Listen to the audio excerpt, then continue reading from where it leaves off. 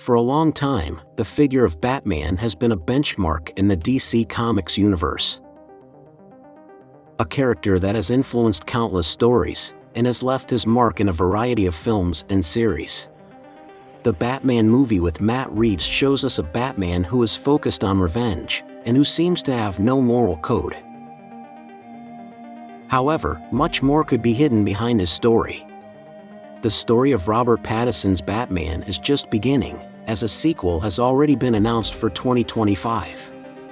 But how will his thirst for revenge influence his character, or how will we see him in other films? In this video, we'll be taking a closer look at Robert Pattinson's Batman. And for more videos of your favorite series and movies, don't forget to subscribe to this channel. Welcome to the Oasis Geek. To understand this Batman, we must first understand his antagonists, starting with the Riddler. This version of the Riddler is a completely different character than the one we had seen before, unlike other versions that were more comical and colorful. This Riddler is one who is born out of trauma and uses his high intellectual level to plan the destruction of the city. He is a serial killer by definition, who is inspired by other criminals such as the Unabomber. But to understand this character, we must begin with his childhood. The Riddler is an orphan who saw the injustices of the world from a young age. Being abandoned at a young age, he began to develop a deep hatred for the society in which he lived. One of the most common traits in serial killers is the lack of maternal love or violence in their childhood.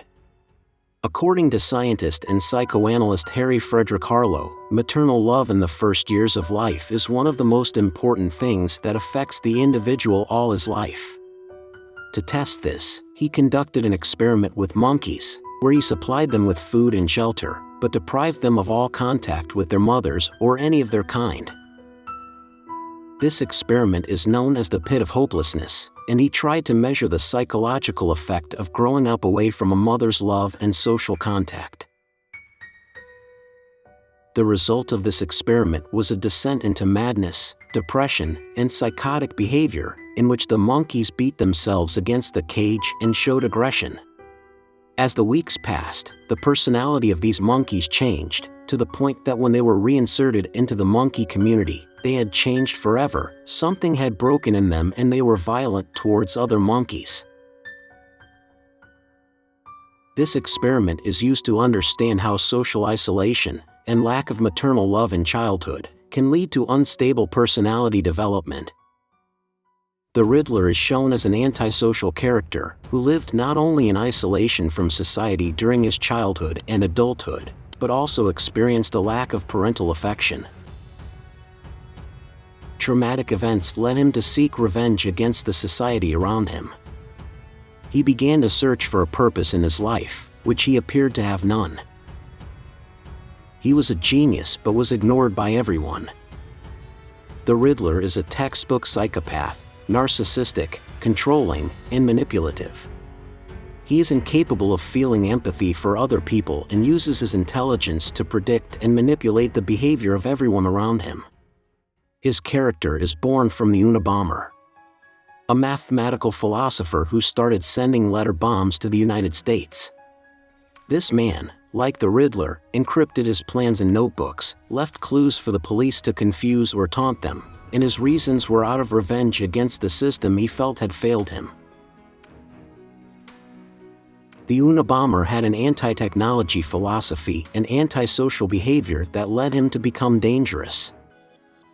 In the same way, the Riddler had an anti-system philosophy, because he understood that the corruption of Gotham City would never stop and that it was even the reason why his life had been so hard. The Riddler is an anarchist who desires the destruction of the state, but above all he desires revenge, to get even for what society put him through. The other side of the coin is not so far from this character, and that is Batman.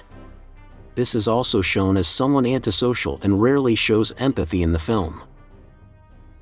We could even say that, in a way, Batman shares the same level of psychopathy as the Riddler. The difference is that Batman has created for himself a moral code, rules that he should not and is afraid to break to avoid becoming a villain.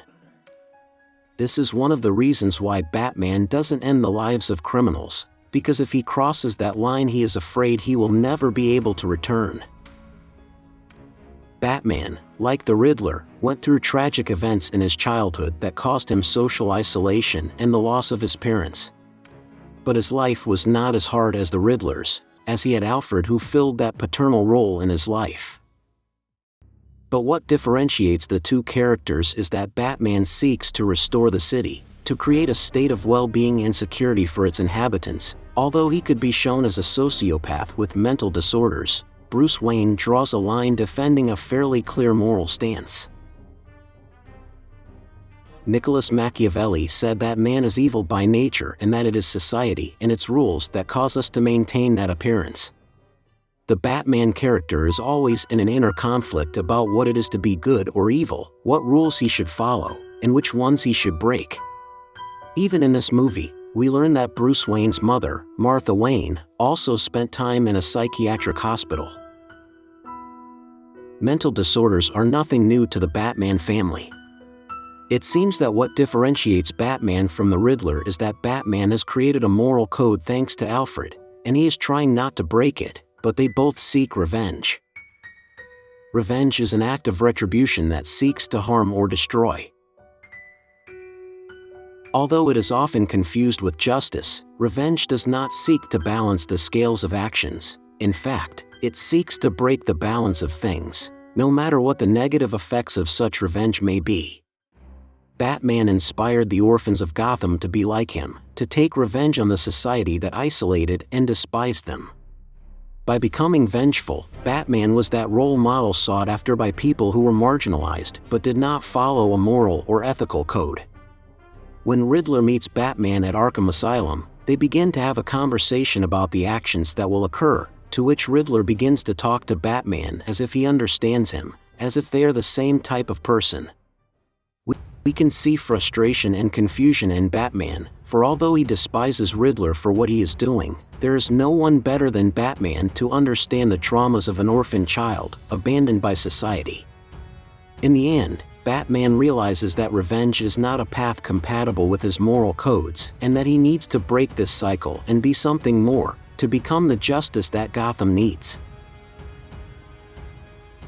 However, in the second part of the Batman movie, we will be able to see how Batman's moral code becomes stronger, how he understands the consequences of his actions, and that revenge is not the right way to go.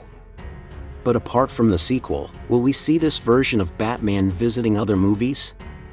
The Flash movie changes DC timelines, and we can't rule out the possibility that eventually, we will see a major event where Reeves' Batman, as well as the rest, meet and team up to fight a villain.